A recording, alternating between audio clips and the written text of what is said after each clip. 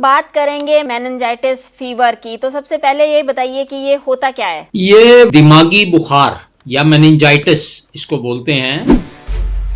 तो bacterial meningitis अगर है तो उसमें बहुत तेज फीवर जाता है, 105, 6, 7 तक जाता है और ये लाइफ थ्रेटनिंग गंभीर हो सकता है।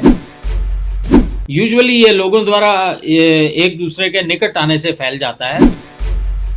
दिमागी बुखार वाले कुछ मरीज तो बिना उपचार के कुछ हफ्तों में ठीक हो जाते हैं, लेकिन कुछ की स्थिति गंभीर हो सकती है।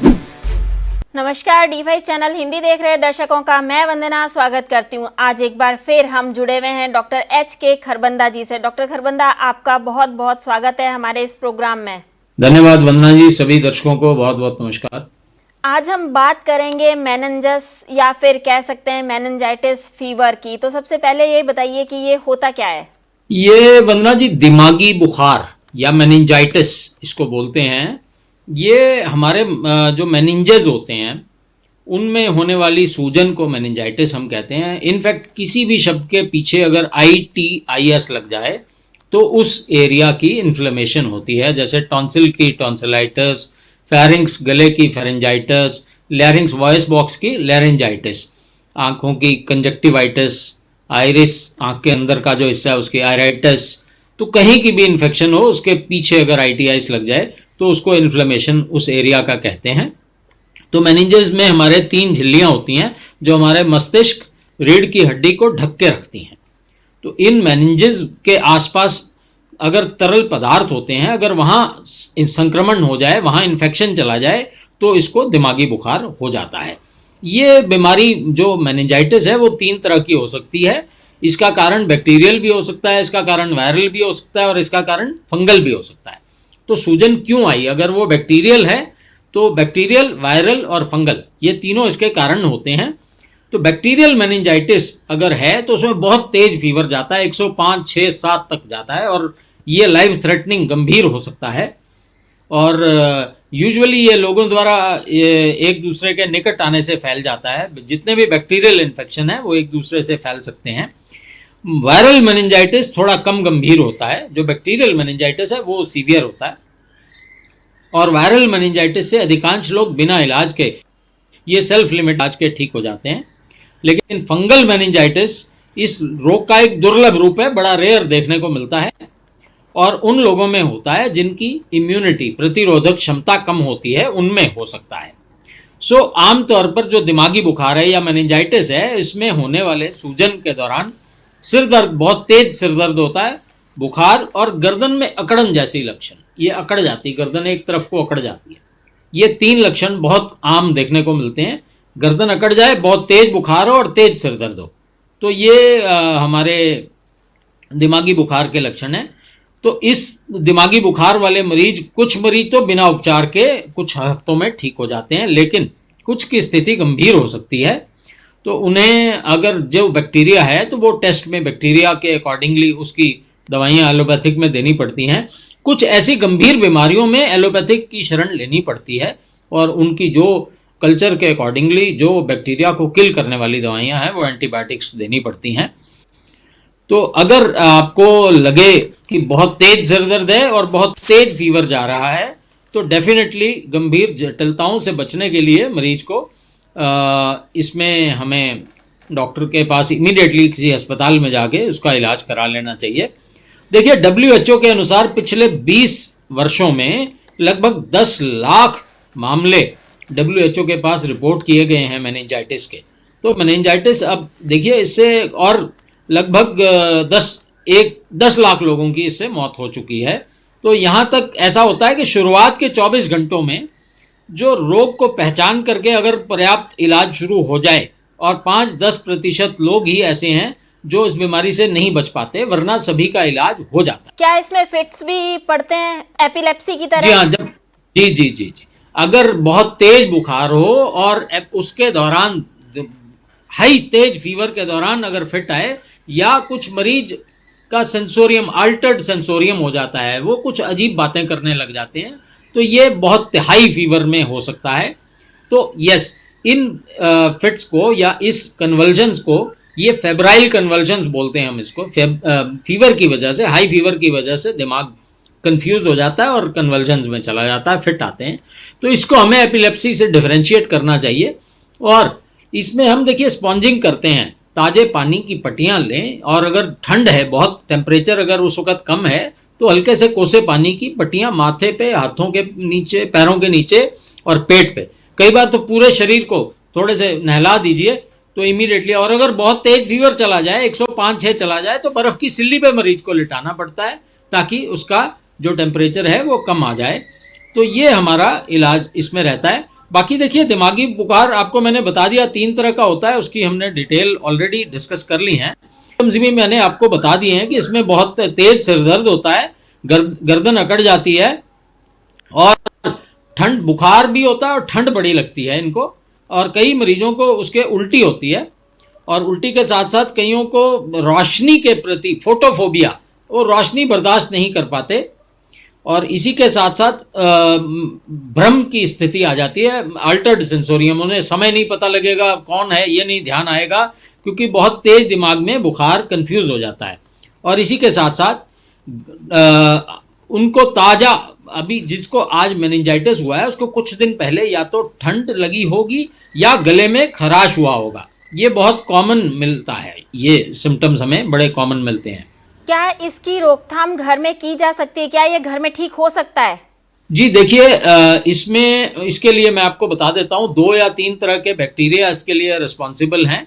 एक तो स्ट्रेप्टोकोकस निमोनिया है, एक मेनिंजोकोकल मेनिंजाइटिस है।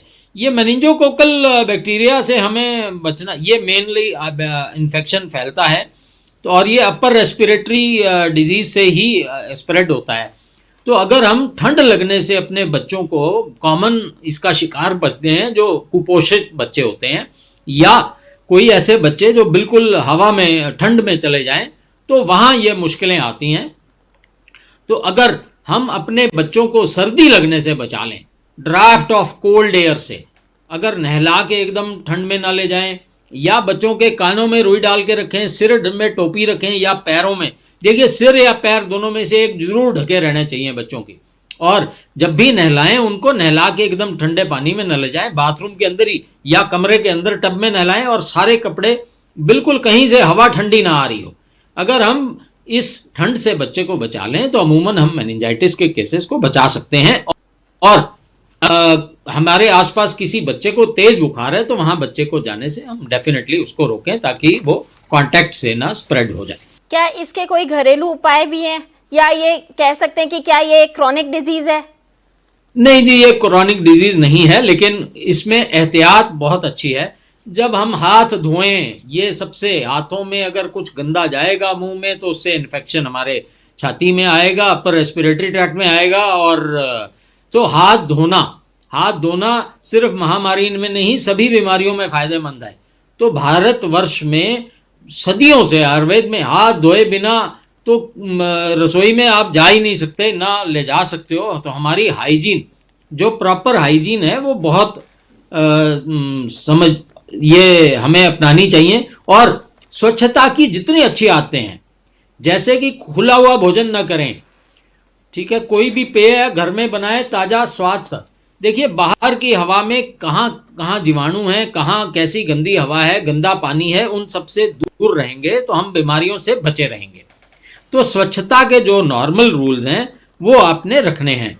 बाकी मास्क, देखिए अगर हमें खांसी है किसी को भी, तो हम अपने साथ साथ लोगों को भी बचाएं, अपना नाक मुंह ये सब ढकें। अगर आपके पास छींकते या खांसते अचानक आपको छींक आई है तो आप ऐसे छींकें, ये जरूरी है। ये तो आपके पास है हर वक्त, रुमाल ढूंढने में परेशानी है, लेकिन कोहनी के बीच में छींकें और खांसें तो आप अब बाकियों को बचा पाएंगे। और अगर आप प्रेग्नेंट हैं तो अपने भोजन का ख्याल रखें। ये जितने भी खाने हैं वो गर्म खाना खाएं, ठंडी सलाद, अगर बाहर जाएं तो बाहर का सलाद और बाहर का पानी, इसका परहेज करें।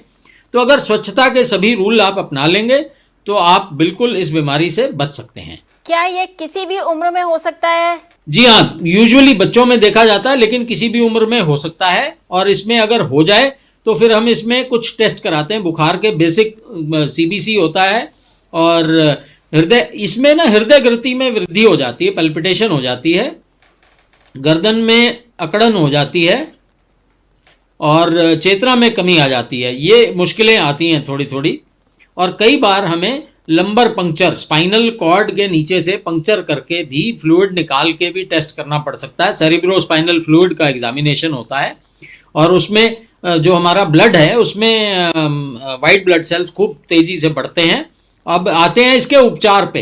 तो इसके उपचार में क्या करना है, इसमें इंट्रावीनस एंटीबायोटिक्स लगानी पड़ती हैं क्योंकि ये गंभीर रोग है। तो अस्पताल में के बच्चे या एडल्ट को इंट्रावीनस इंजेक्शंस लगाने पड़ते हैं और एंटीबायोटिक कॉम्बिनेशन, कई बार एक के बजाय कई सारे एंटीबायोटिक्स देने पड़ते हैं। इसी तरह अगर वायरल मेनिंजाइटिस है तो बेड रेस्ट कराएं, तरल पदार्थ, नारियल पानी इसमें बहुत अच्छा होता है, तरल पदार्थ का सेवन कराएं और बुखार कम करने के लिए आप पट्टियों का इसको हाइड्रोथेरेपी से बुखार उतारें और अगर जरूरत पड़े तो बुखार उतारने की भी दवाइयां दे सकते हैं। इसमें दौरे से बचना होता है, हमने दौरा पड़ सकता है, कई बार हियरिंग हमारी इफेक्ट हो जाती है और हमारे ब्रेन को परमानेंट कुछ कई बार ये इफेक्ट आ जाता है, कुछ चीज़ों पे हो जाता है। तो इससे हमें बच के रहना चाहिए और इसमें हाइड्रोसेफेलस, अंदर पानी भर जाने का भी खतरा रहता है। तो देखिए, सावधानी ही बचाव है, अपने हाथ धोते रहें, अपने खाने पीने की स्वच्छ आदतों को अपनाएं तो हम मेनिंजाइटिस से बच सकते हैं। होम्योपैथी में इसकी क्या दवाइयाँ हैं?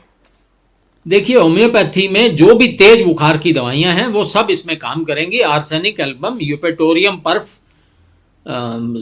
हमारी पायरोजिनम, हमारी स्ट्रेप्टोकोकस, हमारी मेनिंजोकोकस, हमारी फेरमफॉस और यूपेटोरम पर्फ, आर्निका, बेलाडोना, ये लेक्सिस, इसमें ग्लोनाइन, ये सारी दवाइयां इसमें हमारे काम आती हैं। जब मेनिंजाइटिस फीवर हो जाता है तो वो और शरीर के किन किन अंगों पर इफेक्ट करता है? देखिए वंदना जी, मैंने आपको पहले भी बताया कि मेनिंजाइटिस तो हमारे ब्रेन का जो मेनिंजेस हैं, जो कवरिंग है, जो हमारे ब्रेन और स्पाइनल कॉर्ड को कवर के रखती है, तो ये उन्हीं हिस्सों को प्रभावित करता है। लेकिन इससे पहले अगर आप 10 दिन 15 दिन पहले की हिस्ट्री लें तो बच्चे को या मरीज को ठंड लगी होगी और गला पकड़ा हुआ होगा या अपर रेस्पिरेटरी ट्रैक्ट का इन्फेक्शन हुआ होगा, तो उन लोगों को ये आता है। हाँ, जो परमानेंट साइड इफेक्ट्स हैं, जो वो ये करता है कि सुनने की क्षमता को कमी कर देता है और फिट्स आ जाते हैं और इसके साथ साथ ब्रेन के कुछ हिस्सों को कई बार काफी असर कर देता है परमानेंट, और ब्रेन के कुछ हिस्सों में हाइड्रोसेफेलस, पानी भर जाता है। ये इसकी कॉम्प्लिकेशंस है। कहते हैं दिमागी बुखार होने पर फिश खाना उचित होता है क्योंकि उसमें प्रोटीन की मात्रा ज़्यादा होती है, तो इसमें कितनी सच्चाई है? देखिए वंदना जी, ये इंडिविजुअल केस पे डिपेंड करता है, ऐसा कोई ज़रूरी नहीं है कि फिश खानी ज़रूरी है। हाँ, जब बुखार हो उन दिनों तो हम तरल पदार्थों की डाइट देते हैं, लेकिन जब बुखार से आप ठीक हो जाए, आपका फीवर उतर जाए और उसकी वीकनेस को कवर करने के लिए फिर हम हाई प्रोटीन डाइट देते हैं। उस न्यूट्रिशियस डाइट में अगर आप नॉन वेज खाते हैं तो हाँ, आप फिश का इस्तेमाल कर सकते हैं, वरना आप वेजिटेरियन जो हाई प्रोटीन डाइट है, मशरूम है, सभी दालें हैं, पनीर है, इसका इस्तेमाल करके भी आप अपनी ये कमजोरी को दूर करने के लिए होता है, क्योंकि कई दिनों तक मरीज बिल्कुल बेड रेस्ट पे रखना पड़ता है, वो तो और खा पी भी नहीं पाता अच्छे से क्योंकि उल्टी आ रही होती है। इसलिए बाद में उसको हाई प्रोटीन डाइट देके शरीर को स्वस्थता प्रदान की जाती है। जब दिमागी बुखार हो जाए तो इसके घरेलू उपाय क्या होने चाहिए? किस तरीके से हम अपने आप को स्वस्थ रख सकते हैं या किस तरीके से हम कवर कर सकते हैं, अपने आप को पहले जैसा कर सकते हैं? तो इसमें ऐसा है कि फल और सब्जियां जिनमें एंटीऑक्सीडेंट्स हैं और आवश्यक फैटी एसिड्स, जो हमारे एसेंशियल फैटी एसिड्स हैं, वो मिल जाएं, विटामिन और खनिज और अन्य पोषक तत्वों को पदार्थ करने के लिए जाने जाते हैं, उनका इस्तेमाल करना चाहिए। फलों में तरबूज, चकोतरा, पपीता और बेरीज, हर तरह की बेरीज, ये जिस तरह का मौसम हो वो वाली बेरीज आप ले सकते हैं। और सब्जियों में ब्रोकली ले सकते हैं, लाल शिमला मिर्च ले सकते हैं, गाजर, बंद गोभी और हरी पत्तेदार सब्जियां, ये सारी आपको फायदा करती हैं। अगर आप नॉनवेज वाले हैं तो देसी मुर्गे का चिकन आप ले सकते हैं। कम वसा वाला जो मांस है वो अपने आहार में ले लें, ताकि आपने जो बॉडी का लॉस किया, प्रोटीन लॉस हुआ है बीमारी के दिनों में, वो वापस आ जाए। इसी तरह आपने हाई प्रोटीन में इसमें सैल्मन मछली, जैसे आपने मेरे से पूछा था, तो सैल्मन स्पेसिफिक जो मछली होती है वो बाद में ली जा सकती है। साथ साथ में अखरोट, सूरजमुखी के बीज, कद्दू के बीज और चिया के बीज, ये सारे अगर हम ले लें तो इनसे हम अपनी जो हमारे शरीर का प्रोटीन लॉस हुआ है उसको हम जल्दी से वापस ला सकते हैं। डॉक्टर खरबंदा, आप हमारे साथ जुड़े, आपका बहुत बहुत धन्यवाद। धन्यवाद सभी का। अगले एपिसोड में आपसे फिर मुलाकात होगी, तब तक के लिए नमस्कार।